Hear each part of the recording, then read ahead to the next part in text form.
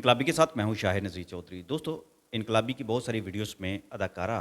आसिया के बारे में आपको बहुत सारी ऐसी मालूमात फ़राहम की गई हैं जो उनकी ज़िंदगी का अहाता करती हैं। बड़ी खूबसूरत अदाकारा थी, लेकिन उनकी सादगी और उनकी शराफ़त की भी बहुत सारी ऐसी कहानियाँ मशहूर थी कि वो इतनी गमज़दा हो जाया करती थी जब अपने उनको बहुत ज़्यादा धोखा दिया करते थे, गम दिया कर तकालीफ़ दिया करते थे। उसके मामा और उसके वालिद के हवाले से बहुत सारी ऐसी कहानियाँ मंसूब रही हैं, जिसके बारे में मैंने आपको पहले भी वीडियोज़ में बहुत सारे ऐसे वाक़यात सुनाए हैं कि किस तरह उसका सौदा वो कर दिया करते थे और स्टूडियो के अंदर वो जुए में उसको बेच भी दिया करते थे और शराब धड़ाधड़ पिया करते थे और कर्ज़ में डूबकर फिर वो आसिया पर इसकी कीमत वसूल करने की कोशिश किया करते थे। बहुत सारे लोग ऐसी कहानियाँ जानते हैं।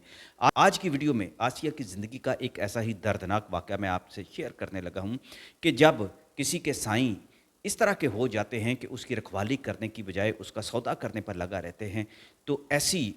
अदाकाराएँ किस्मत वाली होने के बावजूद भी बड़ी बदकिस्मत होती हैं कि उनका कोई सहारा नहीं बनता उस वक़्त जब उनकी उड़ान के दिन होते हैं, जद्दोजहद के दिन होते हैं। आसिया के साथ ये एक धोखा हुआ था, एक फ़रेब हुआ था और वो फिर बहुत ज़ारो-कतार रोई थी अपनी इस किस्मत पर कि अपने अपने ही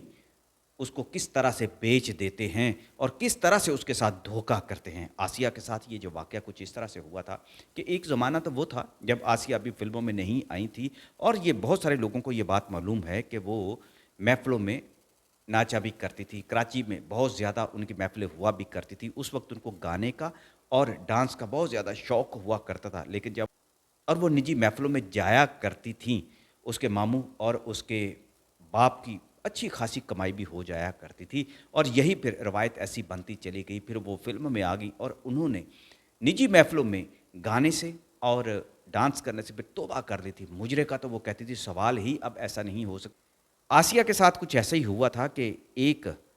कराची का अमीरज़ादा जो लाहौर में उसके मामू के बहुत ज़्यादा करीब था और उसके मामू को अक्सर पैसे फ़राहम किया करता था और उसका मामू उसके पैसे लेकर ही जुआ भी खेला करता था, शराब भी पिया करता था, बाप भी उसका इसी तरह के उनका हमनशीन हुआ करता था। वो बड़ा चाहता था कि किसी तरह से आसिया जो है कराची में आएँ और फिर से मुजरे करें। मामू ने बड़ी ज़िद की एक दफ़ा कि किसी तरह इसके साथ चली जाओ और कराची में एक बहुत बड़ी महफ़िल है, उसमें बहुत पैसा मिलेगा, लेकिन आसिया ने उसको भी इनकार कर दिया था और ये इनकार जो था फिर आसिया की बदकिस्मती भी बन गया था और उसके लिए बड़ा इम्तिहान भी बन गया था। उसी ज़माने में एक ख़ातून चीमो बाई जो कराची के बाज़ार हुस्न में बड़ी मशहूर हुआ करती थी, 50s के दौर में उसका बड़ा राज भी रहा और बहुत सारी अदाकाराएँ जो उसने बनाई जिनको वो रक़्स सिखाया करती थी और आसिया ने भी उससे किसी ज़माने में रक़्स सीखा था। उसके बेटे की शादी का दिन आ गया और उसने आसिया को बुलाया कि तुम मेरे बेटे की शादी में आओगी। आसिया ने रस्मी तौर पर उसकी दावत कबूल कर ली, लेकिन उन दिनों वो फ़िल्मों में बहुत ज़्यादा मसरूफ़ थी। लेकिन फिर छीमो बाई खुद लाहौर आ गई और उसने कहा कि मेरे बेटे ने ज़िद पकड़ ली है और कहता है कि मेरी मेहंदी में अगर आसिया आकर डांस नहीं करेंगी, मुजरा नहीं करेंगी, तो वो शादी नहीं कराएगा। छीमो बाई की भी बड़ी बदकिस्मती थी। वो कहा करती थी कि मैं इसलिए बदकिस्मत हूँ कि मेरी बेटियाँ नहीं हैं। ये अच्छी तरह आप जानते हैं कि उस बाज़ार की ख़वातीन का दुःख दर्द कैसा होता है और उनके यहाँ बेटियों की क्या कदर व कीमत होती है। ख़ैर,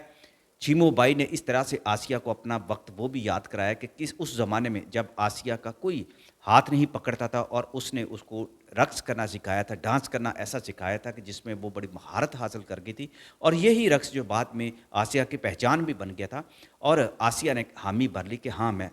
लाजमी आऊँगी और उसके लिए चीमू बाई ने आसिया को बाकायदा बाई एयर टिकट्स जो थे वो भिजवाए और वो वहाँ गईं और उस महफ़िल में जब गईं तो हैरान तो बड़ी हुई कि बहुत बड़ा एक पंडाल लगाया गया था, जिसके अंदर सोफ़े रखे गए थे और उन सोफ़ों पर बड़े-बड़े रईसज़ादे और के बड़े बाअसर लोग भी वहाँ पर मौजूद थे उस महफ़िल के अंदर, हर तरह का इंतज़ाम किया गया था। ये 73 के दौर की बात है। आसिया बेगम बहुत ज़्यादा उस वक़्त हैरान हुईं उसको कि मेहंदी की रस्म है और उसके लिए इतना बड़ा इंतज़ाम किया गया है। उनका ज़हन तो खटका, मगर चीमो बाई ने और उसके बेटे ने आसिया से कहा कि ये सारे के सारे उनके जानने वाले हैं और इसी मेहंदी में उनके मेहमान और इसमें लड़की के घर वाले और उनके रिश्तेदार भी मौजूद हैं। आसिया से वो सारे हक़ाइक़ छुपा लिए कि अब ऐसा हुआ कि आसिया ने उस महफ़िल में मुजरा किया, डांस किया, सिर्फ़ चीमो बाई की ख़ातिर उन्होंने अपनी कसम भी तोड़ दी। لیکن اس محفل کے اختتام پر جب وہ وہاں سے جانے لگی تھی، وہی امیر زادہ جو انہیں کہا کرتا تھا کہ کراچی کی محفل میں آؤ، میں تم سے مجرا کراؤں گا اور بڑی قیمت ملے گی، وہ ہنستے ہوئے پان چباتے ہوئے آسیہ بیگم سے کہنے لگا آخر میں نے تمہیں بلا ہی لیا۔ اور پھر آسیہ بیگم پر یہ عقدہ کھلا، یہ راز کھلا کہ اس بدکماش نے آسیہ کے ماموں کے ساتھ مل کر، چیمو بھائی کے ساتھ مل کر ایک ایسی پرائیویٹ محفل کا انتظام کر لیا تھا جس میں انہوں نے اس دور میں لاکھوں روپے کما لیے تھے، اور صرف آسیہ کے نام پر۔ اور آسیہ تو اپنی رواداری میں، اپنی وفاداری میں چیمو بائی سے اپنا عہد پورا کرنے کے لیے اپنی قسم توڑ کر اس محفل میں گئی تھی، اور کہا جاتا ہے کہ آسیہ بیگم جب لاہور واپس آئیں تو وہ ٹوٹ چکی تھی، ان کا رشتوں سے اعتبار مکمل طور پر ختم ہو گیا تھا، اور وہ زار و قطار رویا کرتی تھی۔ ان کی ساتھیوں کو پتہ چلا کہ آسیہ کے ساتھ کیا ہوا ہے، تو پھر انہیں بڑی مشکل سے دلاسا دیا گیا اور وہ دوبارہ سے اپنی نارمل زندگی کی طرف آئیں، اور پھر انہوں نے کہا اب حالات جیسے بھی ہو جائیں میں کسی محفل میں جا کر نہیں ناچوں گی، اور پھر ایسا ہی انہوں نے کیا۔